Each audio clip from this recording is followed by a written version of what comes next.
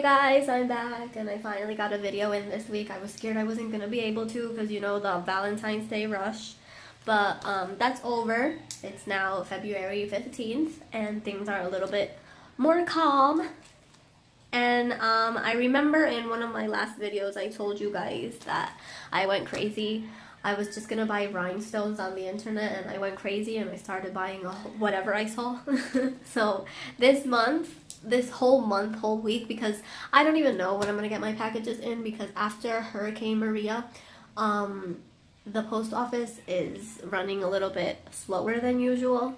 I mean, because of what happened, well, it's understandable. So you know, they're doing their job, but it's a little bit slow because lots of packages were held back because of the storm. So this actually arrived a month later because I ordered all the products like January 17th and it's now February 15th and I haven't gotten everything, but well, everything is on its way. So anyway, I opened this beforehand because I got excited. So I already know what it is, but you guys don't. This is the Pana Nail Art System 100% Kolinsky limited edition nail brush. That's a name, huh? Anyway, I was crazy to get this because lots of my colleagues, when I asked what brush they recommended, this was one of the top 3. And so I'm crazy to try it. What I'm gonna do is I'm going to stop the video at some point. I'm gonna try it. Maybe I'll do my refill finally because I've had these for almost 2 months. Yeah, and I haven't been able to do them. So maybe I'll just stop it and I'll do my refill and then continue recording and tell you guys what I think about this baby. Because remember I got the one from NailFindz.com? Well, it's really good actually. The quality is super good. I loved it and I would purchase these brushes again. The only thing is, remember I said that I use size 8 brushes and this runs they run kind of on the small side. My nails and fingers are a mess because I've been working all day. Anyway, they do run on the small side. So for example, if you use a size 10 brush, I would buy a 12 or 14 because as you can see, these are both 8. They're both 8 and this one is much bigger than this one is.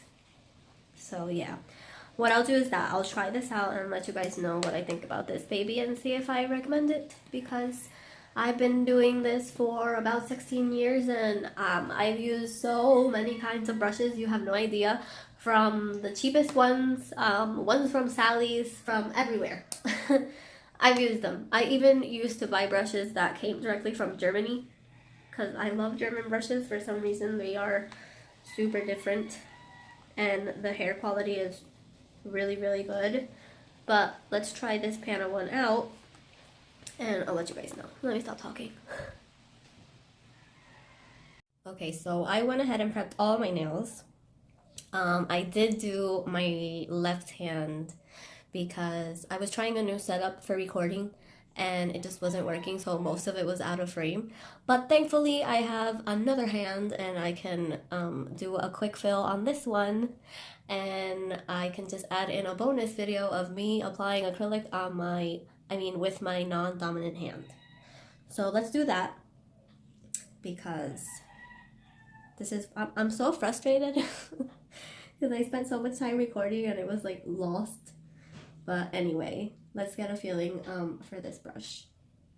And I mean, at least I got my refill done, right? Okay, so I'm gonna grab a bead and see how it grabs on, how it comes off. Because I've bought brushes where, okay, so I like it so far. Let's see, I definitely have to get used to it because it's so much thicker than the NailFindz one. Oh my god. It's so funny to do this on camera because when you're working with your non-dominant hand, you feel so clumsy. So the product comes off nicely. It applies nicely. I like how the hairs, wait, I'm being off frame again, right? I like how the hairs don't split, they don't fray when you're applying the product. I've bought in brushes that cost me from $30 to $40 to $50, and right off the bat, the product sticks on, they start splitting. It's horrible. You'd think that if you pay so much for a brush, you know, it's supposed to work properly. But there you go. And I'm just gonna put it out there, those brushes that I'm telling you about, $40, $45, $50, I've gotten them at Sally's. Sally's has products that I love, and then it has some products like the brushes I'm telling you about that are just no good. Like, I would not purchase a brush from Sally's again. They're just not good quality. I like how this one, you know, you can tell they're 100% Kolinsky hairs, or at least good quality hairs. They're super soft. It's really, really easy to work with and to apply the product. Oh my god, I'm being so messy. But there you go. That's me applying acrylic with my non-dominant hand.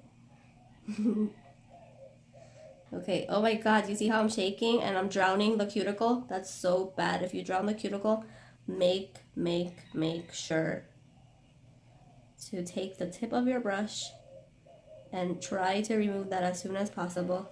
If you can't do it with the tip of your brush, usually cuticle pushers have this end. You can put it in there and